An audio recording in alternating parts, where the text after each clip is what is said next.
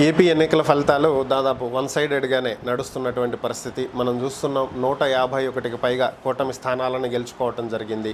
130 సీట్లకు పైగా టీడీపీ, అలాగే 20 సీట్లు జనసేన, 7 సీట్లు బీజేపీ.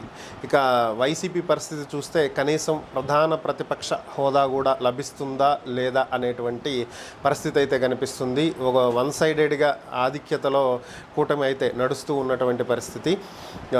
కేకే సర్వే ఏదైతే చెప్పాడో 160కి పైగా సీట్లు వస్తాయని, అలాగే 16 సీట్లకు మించి వైసీపీకి రావు అని చెప్పి ఏదైతే చెప్పాడో దాదాపుగా అదే దిశగా రిజల్ట్ అయితే అడుగులు వేస్తున్నటువంటి పరిస్థితి.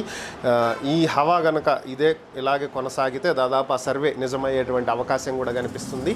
ఇక ఇప్పటికే టీడీపీ పూర్తి ఆధిక్యంలో కొనసాగుతూ ఉన్నటువంటి నేపథ్యంలో చంద్రబాబు నాయుడు సీఎం ఆఫీస్ని తన కంట్రోల్లోకి తీసుకుంటున్నట్లుగా ప్రస్తుతం వార్తలు అయితే వినిపిస్తున్నాయి. 2019 నుంచి 2024 మధ్యకాలంలో జరిగినటువంటి ఎటువంటి జీవోలకు సంబంధించిన అయినా సరే, ప్రాజెక్టులు కానీ పనులు కానీ వీటికి సంబంధించి ఏ ఫైలు కూడా ప్రభుత్వ కార్యాలయాల నుంచి, హెచ్ఓడీల నుంచి బయటకు వెళ్ళటానికి వీల్లేదు. కట్టుదిట్టమైనటువంటి భద్రతా ఏర్పాట్లు చేయాల్సిందిగా ఆదేశాలు ఇచ్చినట్లుగా తెలుస్తుంది.